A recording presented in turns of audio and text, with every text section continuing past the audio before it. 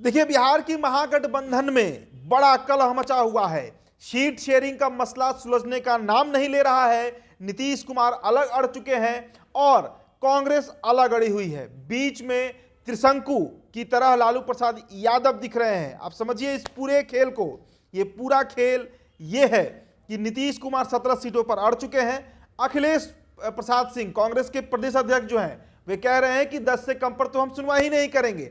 और अखिलेश प्रसाद सिंह का जो बयान आया है वो थोड़ा चौंकाने वाला है। देखिए, मकर संक्रांति आने वाला है और 7 जनवरी तक सीट का मसला सुलझाने का जिम्मा दिया गया था, लेकिन उसको भी बीते करीब 4 दिन हो चुके हैं और अब तक कांग्रेस की तरफ से जो बयान आया है अखिलेश बाबू का, वो ये बयान है कि आखिरकार क्या चुनाव की तारीखों का ऐलान हो गया है। जो इतनी हड़बड़ी में है लोग, क्या केसी त्यागी अधिकृत है इस बात को कहने के लिए जो वो कह रहे हैं। देखिए, केसी त्यागी ने कहा था कि 17 से कम सीटों पर बात नहीं बनेगी और इस पर अखिलेश प्रसाद सिंह ने पलटवार किया है। उन्होंने कहा है कि जो व्यक्ति जदयू में अधिकृत नहीं है वो क्यों ये बातें कर रहा है।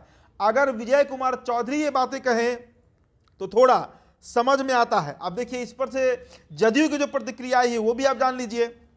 जदयू के वरीय नेता व मंत्री विजय कुमार चौधरी ने कहा, सीट बंटवारे में अब बिल्कुल देरी उचित नहीं है, इससे इंडिया गठबंधन को नुकसान होगा। और ये बातें वे कल यानी बीते मंगलवार को मीडिया से जब मुताबिक हो रहे थे उस समय उन्होंने इस बात को कहा है। केसी त्यागी की बात करें तो उन्होंने बिहार के कांग्रेस अध्यक्ष डॉक्टर अखिलेश प्रसाद सिंह की बातों का जवाब दिया। उन्होंने कहा कि चुनाव जो है वो लगभग डिक्लेयर है। यह मार्च वह अप्रैल के मध्य में होना है।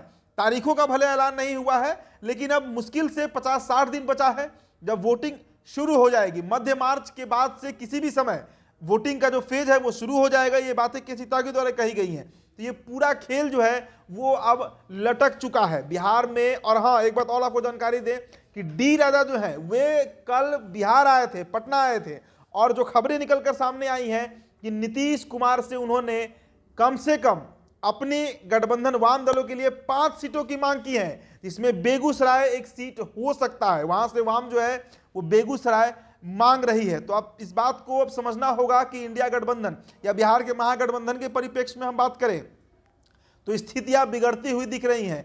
5 सीट अगर वाम ले जाता है, 10 सीट कांग्रेस ले जाता है और 17 सीटें अगर जदयू ले जाती हैं तो बचेंगी 8 सीटें। तो क्या राष्ट्रीय जनता दल लालू प्रसाद यादव जो मुखिया हैं इस दल के, वे 8 सीटों पर कॉम्प्रोमाइज करेंगे? और नीतीश कुमार ने यह साफ कर दिया है कि हमारी बातचीत जो है, हमारा जो लेन देन है वो लालू यादव से है। हम किसी वाम को नहीं जानते, किसी कांग्रेस को नहीं जानते।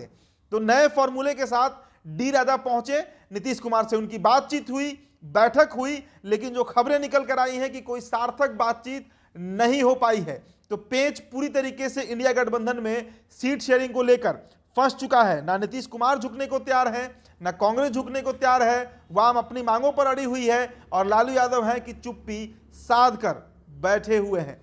क्या निष्कर्ष निकलेगा, कैसे बटेगा सीट महागठबंधन में, इस पर सबकी नजर टिकी हुई है। फिलहाल इस रिपोर्ट में इतना ही। मेरा नाम उदित तारन है। बहुत बहुत शुक्रिया।